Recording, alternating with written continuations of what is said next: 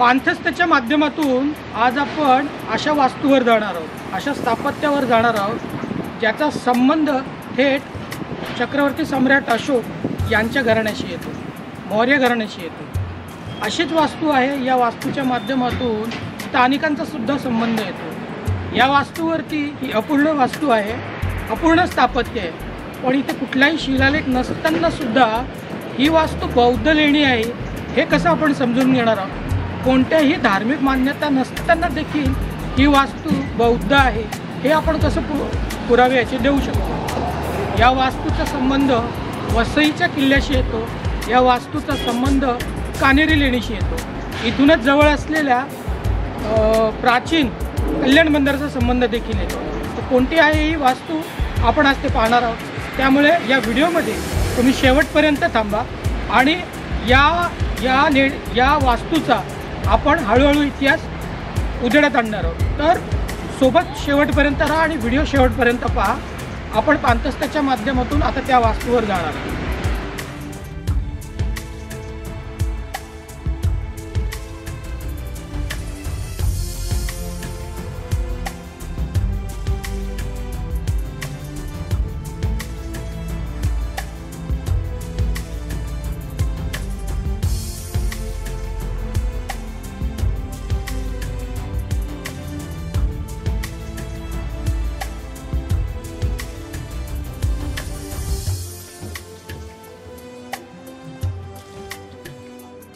पाणथस्त आज तुम्हाला घेऊन आलेला आहे कल्याण जवळच्या लोणाड लेणीवर। लोणाड लेणी ही अतिशय महत्त्वाची लेणी आहे, जी कोरली गेली ही अपूर्ण लेणी आहे, पण ही कोरली गेली कोकण मौर्य, जे की चक्रवर्ती सम्राट मौर्य यांच्या घराण्यातले जे कोकण मौर्य होते, ज्यांनी इथे काही काळ राज्य केलं 5व्या ते 6व्या शतकामध्ये, त्यांच्या कारकिर्दीमध्ये ही लेणी कोरवली गेली। ही लेणी आज जरी या लेणीवर शिलालेख नसले, जरी अपूर्णावस्थेतले स्थापत्य जरी असलं, तरी आपण इथे काही असलेले जे शिल्पकला आहे त्याच्यातून आपण या शिलालेखात या लेणीची ओळख करू शकतो की ही स्त्री स्थानक म्हणजेच आजचं ठाणं आणि कोकण मौर्यांची जी राजधानी होती ती म्हणजे पुरी। आपल्याला माहिती आहे मुंबईचा आपण ज्याला एलिफंटा म्हणतो, हिचं प्राचीन नाव पुरी होतं आणि नंतर तिचं नाव झालं घारापुरी। या घारापुरी त्या अर्धवट आहे। या सर्व बाबी आपण कशा समजून घेणार आहोत की ही बौद्ध लेणी आहे। तर आपण आता जसा उल्लेख केला की मुंबई आणि या भागातून राष्ट्रकूटांच्या आधी अनेक राजवटी नांदून गेलेल्या आहेत। त्याही आधी चक्रवर्ती सम्राट अशोक यांच्या मौर्य घराण्याचा राज झाल्यानंतर त्यांच्या घराण्यातल्या काही शाखा ज्या होत्या त्या इथे नांदल्या। त्यांच्याचपैकी एक मोठी राजवट होती ती म्हणजे कोकण मौर्य।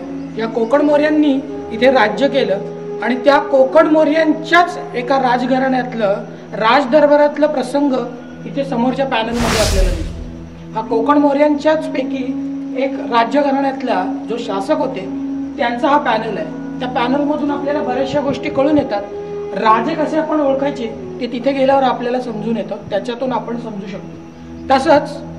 तसंच इथे जेव्हा आपण येतो तर लेणीमध्ये प्रवेश करण्याच्या आधी जी ओसरीचा भाग आहे त्या ओसरीच्या भागाच्या वरच्या पट्टीतून इथे वेसंतर जातक कथा आहे। बुद्धांच्या नंतर बोधिसत्व होण्याच्या म्हणजे बुद्धत्व प्राप्त करण्यासाठी जो मार्गक्रमण करतो त्या वाटेवरून चालतो त्याला बोधिसत्व म्हणतात। त्या बोधिसत्वाने 10 गुणांचं म्हणजे त्याच्या अंगी ते 10 गुण असले पाहिजेत, त्याला आपण बौद्धांमध्ये बौद्ध साहित्यातून दशपारमिता म्हणतो। 10 पारमिता पार केल्यानंतर आपण बुद्धत्वाकडे जातो आणि ते निकष आहेत की बोधिसत्व होण्यासाठी, बुद्धत्व प्राप्त करण्याच्या आधी बोधिसत्व होण्यासाठी किंवा बोधिसत्व होऊन बुद्धत्व होण्यासाठी जे निकष आहेत त्याला 10 पारमिता म्हटलेलं आहे। त्या 10 पारमितांच्याच पैकी दान पारमितेवर आधारित इथली जी शिल्पकला आहे ती वरची शिल्पकला आपण इथे वर बघू शकतो। तसंच इसवी सनाच्या 5व्या शतकामध्ये होऊन गेलेली हरिती जी पहिल्यांदा आपल्याला औरंगाबादच्या शहरातल्या बीबी मकबऱ्याच्या पाठीमागच्या लेणीमध्ये पहिल्यांदा ती आपल्याला दिसते। त्या हरितीचं अंकन देखील इथे दिसतंय, हरितीचं हृदय परिवर्तन इथे आपल्याला दिसते। हरिती ही पूर्वी मुलांना खायची, तर ती नंतर मुलांचे रक्षण करते म्हणून बौद्ध साहित्यांमधून आली। ती इसवी सनाच्या 5व्या शतकामध्ये तिचं पहिल्यांदा अंकन झालेलं आहे। त्यामुळे या लेणीचं या लेणीचं काळ आपल्याला ठरवतानाच जर ठरवायचं झालंच तर इसवी सनाचं 5वे ते 6व्या शतकामध्ये या लेणीची निर्मिती झाली असं आपण निष्कर्ष काढू शकतो. आपण अनेक लेण्यांवरती पाणथस्तीच्या माध्यमातून गेलेलो आहोत. कान्हेरी लेणीवर पण बघितलेलं आहे आणि इतर ठिकाणी पण आपण लेण्या बघितलेल्या आहेत. त्याच्यामध्ये आपल्याला माहिती आहे की जे कोणी इथे बदंत अरंत पदापर्यंत गेलेले जे बदंत होते त्या अरंतांच्या निवासाच्या काळामध्ये आपल्याला त्यांना पाणी लागायचं आणि त्या पाण्याचा जो त्यांची जी गरज होती ती पाणपोडीच्या माध्यमातून भागवलेली होती. इथे आपण जर उजव्या भागात जर बघितलं तर एक पाणपोडी आपल्याला आजही पाहायला मिळते. जी पाणपोडी निर्मितीच्या काळातच तयार केलेली होती ही ती पाणपोडी आहे. या पाणपोडीच्या आजूबाजूला जर आपण क्लिअर नीट बघितलं तर इथे आजही चिजल मार्क दिसतात आणि ही वापरण्याची पाणपोडी होती जिच्यातून आजही पाणी आपल्याला पाहायला मिळतं. लेणीमध्ये प्रवेश करण्याच्या आधी आपण डाव्या साईडला जो शिल्पपट बघितला तो कोकण मोर्यांच्या राजदरबारातला एक प्रसंग आहे. तर प्रवेशाच्या आतमध्ये या वरच्या पट्टीवरती या लेणीच्या वरच्या पट्टीवरती बुद्धांच्या जीवनाशी संबंधित म्हणजे बुद्धांच्या आधीच्या जीवनाच्या संदर्भात जातक आहे. हे पाहून झाल्यानंतर आपण जेव्हा ओसरीत येतो तेव्हा आपल्याला लक्षात येतं की हा संपूर्ण भाग जो आहे तो एका राखाडी रंगाने रंगवलेला आहे. तर मी हात जोडून इथं नम्रपणे सर्वांना विनंती करतो म्हणजे महाराष्ट्रातल्या सगळ्यांनाच विनंती करतो की ही वास्तू आपण परत निर्माण करू शकणार नाही. त्याच्यामुळे याचं प्राचीनत्व जर राखायचं असेल ते अबाधित राखायचं असेल तर याला रंगरंगोटी न करता ही जी मूळ अवस्थेत आहे त्याला त्याच प्रकारे संवर्धित केलं पाहिजे. नाहीतर ह्याचं संवर्धन जे आहे ते अशा प्रकारे होणार नाही. त्यामुळे आपण होता होईल तेवढं रंगरंगोटी न करता त्याला जो मूळ त्याचं जो स्वरूप आहे ते ठेवलं तर त्याचं प्राचीनत्व अबाधित राहील. तसंच आज आपण जरी इथे आलो तर ही बौद्ध लेणी आहे की नाही याच्यामध्ये मतमतांतर आहे. पण ही बौद्ध लेणी हे अभ्यासकांनी मांडले. आपल्या भारतातले भारताच्या इतिहासावर ज्यांचा चांगला अभ्यास आहे असे ढवळीकर सरांचं देखील याच्यावर मत आहे की ही बौद्ध लेणी आहे. तसंच वॉल्टर स्प्रिंग्स सर यांनी देखील याच्यावर भाष्य केलेलं आहे की बौद्ध लेणी आहे कारण जातक कथांवरून तिचं अंकन याच्यावरून आपल्याला कळतं. तसंच जे स्थापत्य कला आहे त्यावरून देखील आपल्याला कळून येतं. आज मात्र ही वास्तू खांडेश्वर देवीच्या नावाने प्रसिद्ध आहे. इथल्या स्थानिकांनी आपल्या ज्या मान्यता आहेत त्या इथे मांडल्यात आणि त्याचं या माध्यमातून इथे पूजन आणि संवर्धन होतं. पण ही आपली वास्तू आपली हे भारतीय ठेव आहे हिला आपण जतन केलं पाहिजे. सर्वच संप्रदायांनी आणि सर्वच मान्यतेने या सगळ्या वास्तू ज्या आहेत या मूळ स्वरूपातूनच टिकवायला पाहिजेत. जसं आपण जर निरखून पाहिलं त्या ओसरीमध्ये 3 दरवाजे आहेत. एक डाव्या बाजूला आहे आणि एक उजव्या बाजूला आहे आणि एक मोठा दरवाजा आहे. एका मोठ्या दरवाजातून आपण प्रवेश करतो एका मोठ्या वास्तूमध्ये. तर या वास्तूमध्ये प्रवेश करण्याच्या आधी इथे 2 खालच्या भागातून इथे भारवाक यक्ष आहे. आपल्या सर्वांना माहिती आहे जे मला सोशल मीडियातून ओळखतात त्यांना सर्वांना माहिती आहे की मी महाराष्ट्रातल्या सर्वात प्राचीन जी लेणी आहे पितळखोरा लेणीवर काम करतो आणि त्या पितळखोरा लेणीवरती आपल्याला संकरिन यक्ष मिळालेला होता. त्या संकरिन यक्षाचा काही अंश स्वरूपातला इथे यक्ष आहे. तो यक्ष इथे आपल्या डोक्यावर भार वाहताना दिसतोय. त्याचे हात एकदम ठसठशीत आहेत. बुटक्या स्वरूपातला आहे. त्याचा पोट जो आहे ढेरपोट्या आहे आणि त्याचा चेहरा मात्र भग्न झालेला आहे. त्याची जी ठेवण आहे त्याच्यावरून आपल्याला सहज लक्षात येतं त्यांनी डोक्यावर कोणत्या तरी प्रकारचा भार उचललेला आहे. तसंच इथे दुसऱ्या बाजूला तो भारवाक यक्ष आहे. पण तो आज मात्र पूर्णपणे प्लास्टरमध्ये त्याला झाकण्यात आलेला आहे. पण त्याचे दोन्ही हात आपल्याला आज मात्र इथे दिसत आहेत आणि इथे त्याच्यावर कधी काही कोणती तरी वास्तू ठेवण्यासाठी किंवा लाकडी स्थापत्य काही ठेवण्यासाठी लाकूड काम ठेवण्यासाठी हिचा वापर केला जाणार होता. तर इथे आपण जर नीट निरखून बघितलं तर इथे द्वारपट्टी आहे. त्या द्वारपट्टीवर जो तुम्ही वर आलात आणि वर जर आपण निरखून बघितलं तर इथे चैत्य गवाक्षांचं इथे अंकन आहे. हे चैत्य गवाक्ष तेच आहेत की बुद्धांनी ज्या पिंपळाच्या झाडाखाली ज्ञान प्राप्ती केलं त्याचंच अंकन त्या पिंपळाच्या आकाराच्या चैत्य गवाक्षांचं दिसतं. ते विकसित चैत्य गवाक्ष इथे आपल्याला दिसतात. ही द्वारपट्टी जी आहे ही संपूर्णपणे विकसित झालेली आहे. इथे कमळांच्या पाकळ्यांचं सुद्धा अंकन दिसतं. याच्यातून संपूर्णपणे आपल्याला कळून येतं की ही लेणी बौद्ध लेणी आहे त्याच्यातले जे काही आपल्याला इथे जे काही अंक दिसतं शिल्पकलेतून याचे पूर्णपणे ते बौद्ध असल्याचे पुरावे आपल्याला देतात. आपण एका दरवाजाच्या अपूर्ण अवस्थेतल्या दरवाजातून आहोत. पूर्वी जेव्हा चैत्यगृह निर्मितीचे कार्य झालेलं होतं तर आपल्याला संक्रमण करण्यासाठीची जी जागा होती त्या इथून प्रवेश करायचं आणि त्या भागातून इकडून आणखीन एक दरवाजा, तिकडून बाहेर पडून मधल्या भागात आपण बुद्धांच्या प्रती, स्तूपाच्या प्रती श्रद्धा व्यक्त करायची अशी ती पद्धत होती. पण आज मात्र इथे अपूर्ण अवस्थेतली ही वास्तू आहे, ही पूर्ण होणार होती. पण इथला जो दरवाजा आहे त्या दरवाजावर स्वागत करण्यासाठी आजही आपल्याकडे दोन व्यक्तिरेखा आहेत. पण दुःखाची बाब ही आहे की याला ऑइल पेंटने रंगवलेलं आहे. पण मी हात जोडून सर्वांना विनंती करेन, आपली श्रद्धा जरी असली तरी आपण या शिल्पांचं नकळतपणे ऱ्हास करतो. तेव्हा कृपया करून कोणीही असं रंगकाम करू नये, कारण की ही निर्मिती इसवी सन पूर्व 5व ते 6व शतक, ही निर्मिती किमान इसवी सनाच्या 5व्या-6व्या शतकातली. ही आपण वास्तू पुन्हा निर्मित करणार नाही किंवा होणार नाही आपल्याची. त्यामुळे असलेलं जतन करणं आपल्या हातात आहे. त्यामुळे रंगरंगोटी करून आपण असं ऱ्हास करू नये. या दोन ज्या शिल्प आहेत या शिल्पांना रंगवून ठेवलेलं आहे. तर हे जसे 2 आहेत तसेच दुसऱ्या बाजूतून पण 2 आहेत. हा एक दरवाजा आहे आणि तिकडूनही दरवाजा आहे. द्वारपट्टी इकडे विकसित झालेली नाही, फक्त बाहेरील काम हिचं पूर्णत्वास गेलेलं होतं. आतलं अजून पूर्ण झालेलं नाही. ते आतलं काय तेही आपण पाहणार. ते 2 अत्यंत सुंदर शिल्प आहेत. त्यांचे हात दिसत आहेत आपल्याला. हे कदाचित बोधिसत्व असण्याची शक्यता आहे, पण एवढ्या छोट्या प्रमाणात बोधिसत्व नसणार आहे. पण हे आपल्याला सातवाहनकालीन किंवा त्यानंतरच्या काळातले हे सहज लक्षात येतात आपल्याला. तर हात जोडून विनंती आहे की कोणत्याही शिल्पांना रंग लावू नये, तेल लावू नये, जेणेकरून त्यांचा ऱ्हास होईल. तर आपण याची काळजी घेतली पाहिजे. आपण जर हे स्तंभ जर नीट निरखून पाहिले तर या स्तंभांवरची जी नक्षीकाम केलेलं आहे त्याचं जर आपण नीट निरखून अभ्यास केला तर हा मगाशी जो चक्र सांगितला, जो गोलाकार आकाराचा चक्र आहे तो त्याच्यामध्ये गणपती कोरलेला आपण तुम्हाला मी दाखवलं. पण इथे वरची जी फुलांची नक्षी आहे हिचं साधर्म्य आपल्याला अजंठा लेणी क्रमांक 1 मधल्या शिल्पाकृतींशी, त्याच्या अलंकरणाशी साधर्म्य येतं. वाकाटकांच्या काळामधली ती लेणी आहे आणि तिचं साधर्म्य या लेणीशी आहे. साधारण दोन्ही मागे पुढेच्या काळच्या आहेत आणि त्याचं शिल्पांकन आपल्याला इथं सहज लक्षात येतं. असे शिल्पकृती आपल्याला पाहायला मिळतात. असे 4 स्तंभ होते, त्यातले एक स्तंभ निघळून पडलाय. बाकीचे काही अंशी ठीक आहेत. 2 पिलास्टर आहेत. बाकी हे 4 स्तंभांपैकीच आहेत. काही भग्न झालेले स्तंभांचे अवशेष इथं वर बाजूला काढून ठेवलेले आहेत.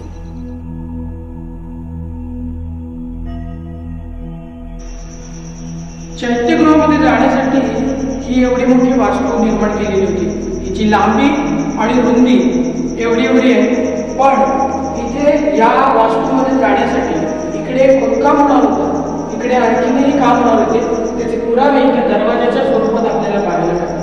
पण नंतरच्या काळामध्ये इथे काहींनी आपल्या मान्यता ठेवलेले त्याचं पूजन इथे आपल्याला बघायला मिळतं. इथे जसं पूजन बघायला मिळतं तसंच तिकडे देखील आपल्याला बघायला मिळतं. इकडे मुख्य चैत्यगृह किंवा मुख्य गाभारा येणार होता, त्याची आपल्याला ढोबळ आकार दिसतो. पण त्याही आधी इथे देखील आणखीन काम होणार होतं. इथूनही दरवाजा होणार होता. त्याचे पुरावे आपल्याला इथे चिन्हे आणि हातोडीचे भाव जे आहेत त्याच्या माध्यमातून दिसतो. तर हे 2 दरवाजे आणि मुख्य गाभारा जो आहे, मुख्य उपासनेचे ठिकाण ते तिथे बघायला मिळतं. ही वास्तू अपूर्ण आहे. त्याचे पुरावे आपल्याला कसे कळून येतात, कारण आजही आपण जर बघितलं तर हे दगड काढायचं काम अजूनही शिल्लक होतं. तर हे दगड निघणार होतं.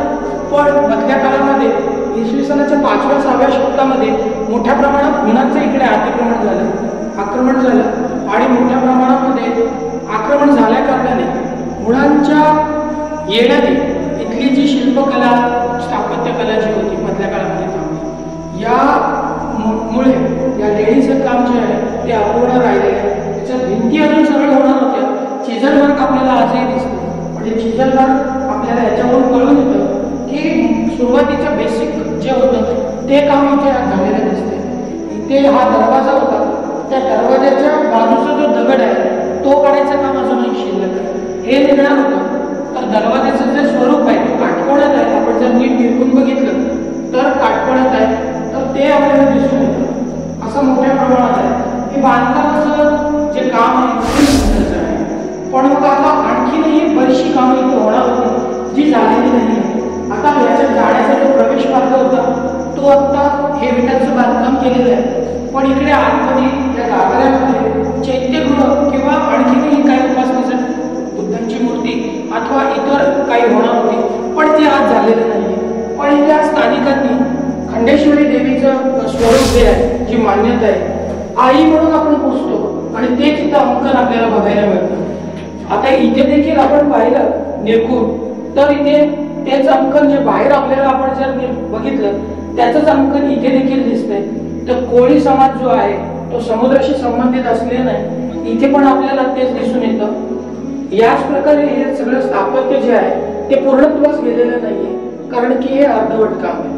तर आज आपण जे बघत आहोत हे नंतरच्या काळात आणून इथे हे पूजन केलं जातं. तर ही खंडेश्वर देवीचं मंदिर म्हणून हे इथल्या स्थानिकांमध्ये प्रचलित आहे. स्थानिकांना हे माहिती होतं, पण इतर नंतरच्या काळामध्ये इंग्रज अभ्यासकांनी आणि नंतरच्या भारतीय अभ्यासकांनी याच्याविषयी नोंदी नोंदवलेल्या आहेत. या प्रांतावरती कोकण मौर्य यांचं राज्य होतं. कोकण मौर्य हे तेच आहेत आपल्या भारतावरती, म्हणजे जम्बूद्वीपावरती. जम्बूद्वीपाचा पहिला उल्लेख आपल्याला कारल्या लेणीवर सापडतो. तो कारल्या लेणीचा व्हिडिओ देखील आपण बनवलेला आहे पांतस्तेच्या माध्यमातून, तो डिस्क्रिप्शन मध्ये मी देतोय. तर कारल्या लेणीवरती जम्बूद्वीपाचा उल्लेख आहे, त्याच्या संदर्भात आपला तो व्हिडिओ आहे. आणि त्या जम्बूद्वीपावरती मौर्य घराण्याचे तिसरे शासक चक्रवर्ती सम्राट अशोक यांचा संपूर्ण आधिपत्य होतं. आणि त्याच मौर्य घराण्याची एक शाखा इथे मुंबईमध्ये या प्रांतातून राज्य करत होती, ते म्हणजे कोकण मौर्य. यांच्यापैकी कोकण मौर्यांच्यापैकी सुकेती वर्मन हे जे मौर्य होते यांची कारकीर्द खूप गाजलेली होती आणि कदाचित त्यांचंच पॅनल हे असण्याची शक्यता आहे. हे शिल्प जे आहे हे शिल्पपट एका राज्यघराण्याच्या राजदरबाराचा आहे. हे आपल्याला राजदरबारातला प्रसंग कसा दिसून येतो याच्यावर कोणत्याही प्रकारचा शिलालेख नसल्या कारणाने आपण तो नक्की सांगू शकत नाही की कोणत्या राजाच्या काळातला आहे. पण नो डाऊट, शंकाच नाही की हे राजे आहेत आणि ते त्यांच्या राजदरबाराचा हा प्रसंग आहे. राजे आपल्याला कसे ओळखून येतात, त्यांची जी बसण्याची ढप आहे त्याच्यावरून आपल्याला सहज लक्षात येतं. ते एका मंचकावर बसलेले आहेत, रेललेले आहेत, अगदी रिलॅक्स आहेत आणि त्यांचा पाय, एक त्यांची दासी इथे चेपत आहे किंवा तिने हाताला धरलेला आहे, दुसरा पाय वर त्यांनी मंचकावर घेतलेला आहे. पण इथे पाय ठेवण्यासाठी सुद्धा एक वास्तू आहे किंवा एक इथे पाय ठेवण्यासाठी एक जागा निर्माण केलेली आहे. त्यांनी त्यांचा जो नेसू आहे त्याचे जे अंकन आहे ते आपल्याला इथं दिसतोय. त्यांच्या गळ्यात, कानात चांगल्या प्रकारे आभूषण आहेत हेही दिसतंय. त्यांच्या केसांवरून आपल्याला सहज लक्षात येतं की हे भारतीय लोक होते. इथे देखील त्यांच्या बरोबरीने बाजूलाच इथे एका मंचकावर ही कोणीतरी, हे दोन श्रेष्ठ व्यक्ती आहेत जे बरोबर त्यांच्या बाजूला बसलेले आहेत. ते एका मंचकावर बसले आहेत, त्या मंचकाचे पाय इथे सरळ दिसत आहेत आपल्याला, तिचा अंकन इथं बरोबर आहे आणि त्यांच्या केसांची रचना, हातातले आभूषण, त्यांनी हातात काहीतरी धरलेलं आहे हेही आपल्याला दिसून येतं. या दोन शिल्पांच्या बरोबर वरती एका स्त्रीचं अंकन आहे आणि त्याच्याबरोबर एका पुरुषाचं अंकन आहे. पण त्या स्त्रीच्या बरोबर तुम्ही जर डाव्या हातात नीट निरखून बघितलं तर तिच्या हातामध्ये काहीतरी तिने घेतलेलं आहे ते दिसतंय. ते पात्र आहे कोणतं तरी आणि त्या पात्राचं अंकन एकदम ठळकपणे आपल्याला दिसून येतं. शिल्प अतिशय ठसठशीत आहे. शोकांतिका ही आहे की याला रंगवल्या कारणाने त्याचं प्राचीनत्व हरवत चाललेलं आहे. त्यामुळे मी याच्यातून, या व्हिडिओच्या माध्यमातून सर्वांना विनंती करेन, ज्यांच्यापर्यंत हा व्हिडिओ जाईल त्यांनी कृपया कधीतरी जे कोणी याचे ज्यांच्या अखत्यारीत लेणी आहे त्यांनी याला म्हणजे रंगवून याचा रास करता कामा नये. आणि तसंच आपण इतर लेण्यांवरती, इतर स्थापत्यांवरती, किल्ल्यांवरती, मंदिरांवरती जातो तेव्हा नकळत आपल्याकडून आपण नको ती नावं लिहितो, त्याच्यामुळे देखील विद्रुपीकरण होतं. तर तरुणांना आणि इतर सर्वांनाच विनंती करेन की आपण हे वास्तू पुन्हा पुन्हा निर्मित करणार नाही. त्यामुळे कोणत्याही प्रकारचा आपल्याकडून विद्रुपीकरण होणार नाही याची खबरदारी घ्यायची आपण। आता या स्त्रीच्या बरोबर वरच्या भागातून आपण नीट निरखून पाहिलं तर त्या स्त्रीचा जो केसांची रचना आहे ती एकदम वैशिष्ट्यपूर्ण आहे। तर एकदम बारकाईने जर आपण निरखून बघितलं तर तिच्या केसांची रचना अतिशय वेगळी आहे। तर मी म्हणत होतो हे राज्यघराण्यातले एखाद्या राजांचं आहे। तर हे आपल्याला कसं कळून येतं तर राजांच्या बरोबर त्यांच्या उजव्या हाताच्या मागच्या बाजूला एक स्त्री सेविका आहे। त्या स्त्री सेविकेची केश रचना देखील पूर्वीच्या स्त्रीसारखीच आहे, पण विशेष म्हणजे तिच्या हातामध्ये चौरी आहे। त्या चौरीवरून आपल्याला लक्षात येतं की हे कोणीतरी राजघराण्यातले व्यक्ती आहे, कारण एखाद्या श्रेष्ठ व्यक्तीला चौरीने हवा घालण्याची त्या काळी पद्धत होती। हवा घालण्यासाठी इथे चौरी आपल्याला एकदम ठसठसीतपणे दिसून येतं। हा संपूर्ण पॅनल इथं आपल्याला दिसतोय। तर इथे एका स्त्रीचं अंकन आहे, तिच्या हातामध्ये कुठला तरी दंड आहे आणि तिचं देखील शरीर आणि त्याचं ठेवण एकदम अतिशय चांगलं आहे, ते आपण पाहू शकतो। तर इथे आणखीन एक युगुल आहे। तर हे दोघेही पुरुष आहेत, एकमेकांशी बोलतायत। याचं आजही भग्न अवस्थेत जरी असलं तरी बोलण्याची कला आणि हे मित्रत्वाच्या नात्याने एकमेकांशी बोलतायत हे आपल्याला दिसून येतं। हे कसं कळतं तर या पुरुषांनी या पुरुषाच्या खांद्यावर रेलून गप्पा करतायत आणि हा पुरुष या पुरुषाशी बोलतोय। त्याची बसण्याची पद्धत एका मंचाकावर आहे, दोघेही एकमेकांशी आपली बोलचाल करतायत हे स्पष्टपणे दिसून येतं। अतिशय चांगल्या पद्धतीचं हे शिल्पांकन आहे। या स्त्रीचं जरी भग्न शिल्प जरी असलं तिच्या पायातले तोडे जरी आजही दिसून येतात। ही स्त्री सेविका जी आहे तिच्याही पायातले तोडे आपल्याला दिसतात। हे अत्यंत छानपैकीचं एकमेव शिल्प या लेणीवरती आहे। हे आपण संवर्धन केलं पाहिजे, कारण आजपासून 1500 वर्षापूर्वीचं हे शिल्पांकन आहे, हे वाचलं पाहिजे। त्यासाठी आपण सर्वांनीच प्रयत्न केलेले। ही आपली सांस्कृतिक ठेव आहे, ही पुन्हा निर्मिती करू शकणार नाही। त्याच्यामुळे आपल्याकडे असलेलं जे शिल्प आहे, जी आपली स्थापत्य आहे ती वाचवलं पाहिजे।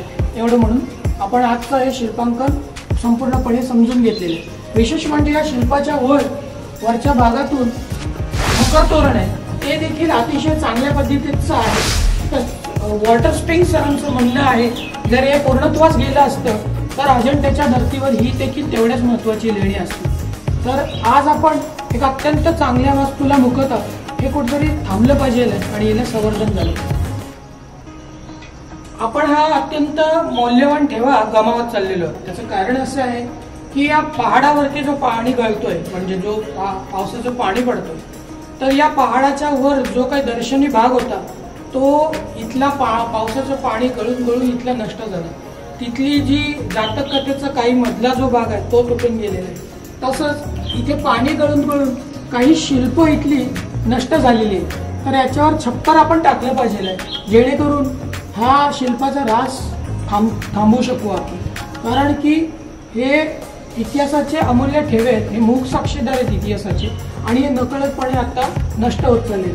त्यामुळे इथून जे गळणारं पाणी आहे ते थांबवलं तर आपण हा शिल्प वाचवू शकतो।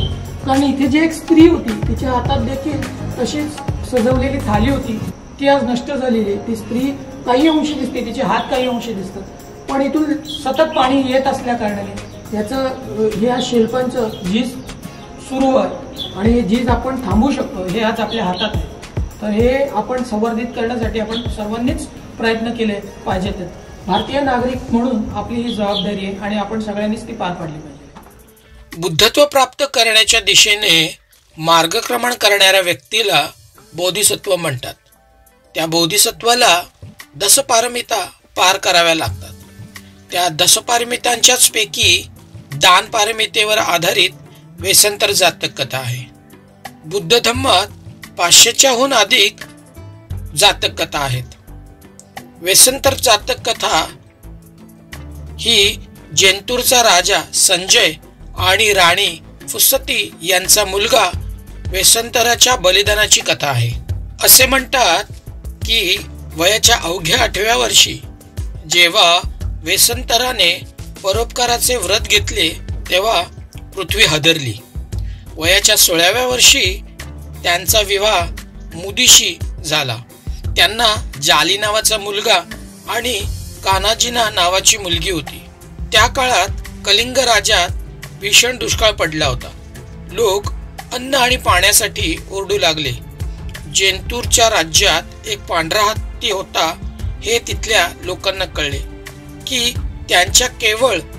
हत्तीच्या केवळ उपस्थितीने इच्छानुसार पाऊस पडतो. कलिंग राज्यातील 8 ब्राह्मण जेंतूतरला पोहोचले. जेव्हा त्यांना हत्तीचा मालक वेसंतर याचे शौर्य आणि दानशूरपणा कळला तेव्हा त्यांनी वेसंतराकडे जाऊन त्याच्याकडून हत्ती मागितला. दानवीर वेसंतराने यांनी त्यांची विनंती आनंदाने मान्य केली. त्यांनी तो हत्ती कलिंगच्या ब्राह्मणांच्या स्वाधीन केला. त्या शुभ हत्तीच्या दानाची बातमी ऐकून जेंतूतरचे लोक अत्यंत दुःखी व संतप्त झाले. लोक धावत राजाकडे आले. वेसंतराला शिक्षा करण्यास सांगितल्यानंतर राजा संजयने वेसंतरला वनवासात जाण्याचा आदेश दिला. वेसंतराने वारंवार नकार देऊनही त्याची पत्नी आपल्या पतीच्या समर्थनासाठी वनवासात जाण्यास तयार झाली. शेवटी 4 घोड्यांनी ओढणाऱ्या रथावर स्वार होऊन वेसंतर आपली पत्नी आणि मुलांसह जंगलात जायला निघाला. वाटेत त्याला 4 लोभी ब्राह्मण भेटले. त्यांनी वेसंतराला त्याचे 4 घोडे मागितले. वेसंतराने आनंदाने त्याचे घोडेही दिले. जेव्हा तो स्वतःच रथ ओढण्याची तयारी करू लागला तेव्हा 4 यक्ष लाल हरणाच्या रूपात मदतीसाठी तिथे आले आणि वेसंतराचा रथ ओढत जंगलाच्या दिशेने निघाले. तेवढ्यात वाटेत एक ब्राह्मण साधू दिसला. त्याने वेसंतराकडे रथ मागितला. दानात रथ दिल्यानंतर वेसंतर आणि त्याची पत्नी मुलांना हातात घेऊन पायी जंगलाकडे निघाले. असे म्हणतात की सूर्याच्या उष्णतेपासून त्याचे रक्षण करण्यासाठी ढग त्याच्यावर छत्रीचे काम करत होते. जेव्हा त्याला भूक लागते तेव्हा फळांनी भरलेली झाडे खाली वाकून फळे देत असत. जेव्हा जेव्हा त्याला तहान लागते तेव्हा त्याच्या समोर आपोआप कमळाचे तळे दिसू लागतात आणि त्याची तहान भागवतात. शेवटी त्याचा प्रवास बांकागिरीच्या जंगलात पोहोचून संपला. तिथे विश्वकर्माने त्याच्यासाठी झोपडी बांधली होती. वेसंतराचा प्रताप इतका महान होता की त्याच्या झोपडीजवळ कोणताही जंगली किंवा भयंकर प्राणी भटकला नाही. अशा प्रकारे जंगलात फिरत 4 महिने आनंदात गेले.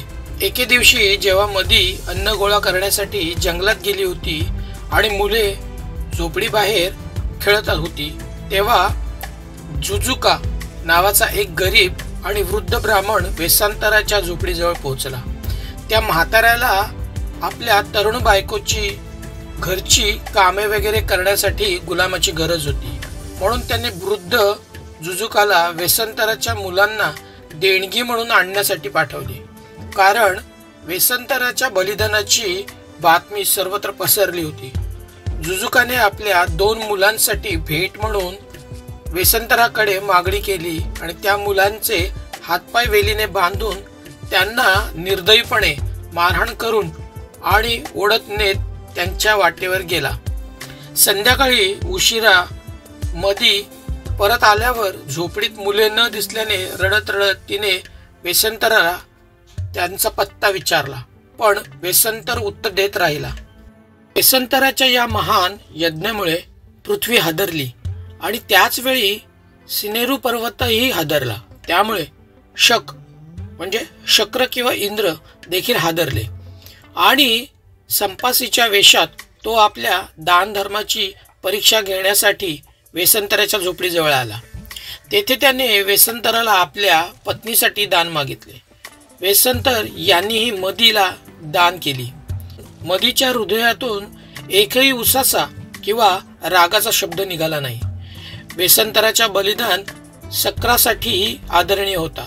त्याने ताबडतोब आपले खरे रूप धारण केले आणि त्यांना त्यांचे कौटुंबिक आनंद पुनर्संचयित करण्यासाठी वरदान दिले आणि दानशूर पती पत्नीचा निरोप घेतला आणि अदृश्य झाला.